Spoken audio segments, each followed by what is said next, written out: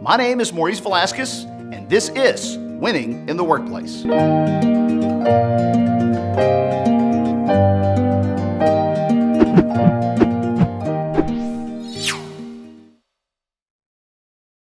How many times does this happen to you? You try to set up a meeting with someone and it's impossible to get in. The rabbi is busy. He didn't look busy. He's thinking. Or you finally do set up a meeting and it's a no-show. Are they all here? All but one. Well, I'm going anyway. Or you set up a meeting and the meeting is canceled without notice. Good afternoon, Miss Loves. Young Master Sway already? Roy, I'm sorry, but the meeting's been canceled. Oh. I beg your pardon. Today we continue with our series on time management and the 7 habits to become more effective and more efficient with your time and your overall time management. Today we will cover steps 5, 6, and 7. Now we will never be able to eliminate these scenarios altogether where people cancel on us or it's hard to get in to see them. But we can do some things to lessen the amount of times that this happens to us. Keep in mind that everyone is just as busy as everyone else and they're wrestling with 2 things. First, hump day. Remember, this is when people start disconnecting after Wednesday afternoon. When you talk to them on Thursday and Friday, remember that they're going to try to set up the meeting not for those days, but for Monday, and they'll tell you, call me Monday, and we'll set up something then. When people do this, they most likely have already begun to disconnect and are trying to set up meetings for next week. But there's the catch. You try to call them on Monday and you find out that it's difficult to get in.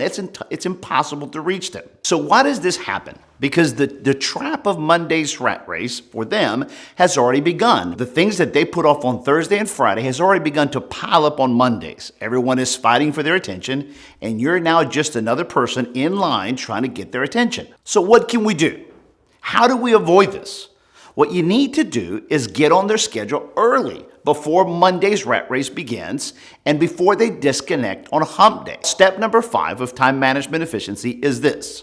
On Tuesday and Wednesday of this week, contact people and lock in the meetings for next week. Don't wait until Thursdays or Fridays to ask them for a meeting. Remember, they're already begun to disconnect. They will tell you, call me Monday. Of course, there are exceptions to all this, but by and large, people will appreciate that you called early, that you're that organized, and that you are planning ahead. Also remember that this does not mean in any way that you will always avoid the cancellation. But if you get on their schedules first before everyone else starts bombarding them on Monday's rat race, your chances will increase that your meeting will not be canceled or easily forgotten. Here's a tip. When someone tells you to call them Monday, ask him, Mr. Jones, let me ask you this. May I call you Tuesday? I know how Mondays can be, and I know that they're very hectic, and I want to respect your time. Could I call you perhaps on Tuesday and set something up for next week? You'll be surprised how many of them will say sure. And then when you call them on Tuesday, they'll be that much more ready to meet with you next week or the week after that. But either way, you will stand out and make more of an impact on them. Okay, what about the rat race itself? How do we avoid the rat race of everything piling up on us on Mondays? This is where steps 6 and 7 comes in. Step 6 of great time management is this. Before you head out for the weekend on Fridays, whether it's 5 p.m. Friday or earlier in the day, here's what you do. You take 30 minutes to organize yourself for Monday. The way you do that is you take a look at the list that you have been keeping up track of all your tasks and all your projects throughout the week, and you mark those complete, those that you've accomplished. Then you take those items that you have not completed and you forward them until next week and you build your list for Monday of next week. As you get better at doing this, you'll be able to build your list as well for Tuesday and for Wednesday and for Thursday, but by and large, at least have your Monday list ready for Friday afternoons. Now, you finish your list, you disconnect, and you're ready for the weekend. Go and enjoy it. When your weekend's over, on Sundays, step number 7 takes place. It's closely tied to number 6. It is this.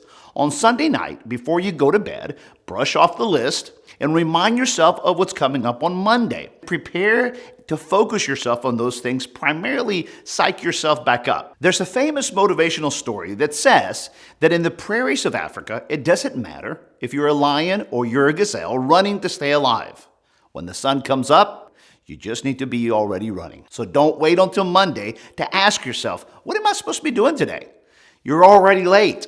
Instead, get ahead and start ahead. Brush off your list on Sundays, get yourself psyched up, and get ready for Monday. And Monday morning, you better already be running. This brings us back to the routine of the 7 habits. Habit number 1, start each Monday with your list of goals and tasks for the day. Number 2, focus on those goals and protect those goals throughout the day. We'll cover more about interruptions in later series. Number 3, at the end of the day, before you go home, prepare your list for Tuesday. Number 4, repeat the first 3 steps for Wednesday, for Thursday, and Friday. Number 5, the ones we covered today. On Tuesdays and Wednesdays, call people to set up meetings for next week. Don't wait until Thursdays and Fridays to try to catch them. The hump day will have already happened. Number 6, prepare your list for Monday on Fridays. And number 7, at the end of Sundays, brush off your list and remind yourself of your list for Mondays. Get yourself into a routine and get ahead. Otherwise, if we don't do these things, well, we'll end up like this. You can do this. All it takes is practice, and do not give up. When you mess up, and we all do because none of us are good at all these 7 steps, just pick up these habits again and recommit to them. With good practice, you'll get better at it.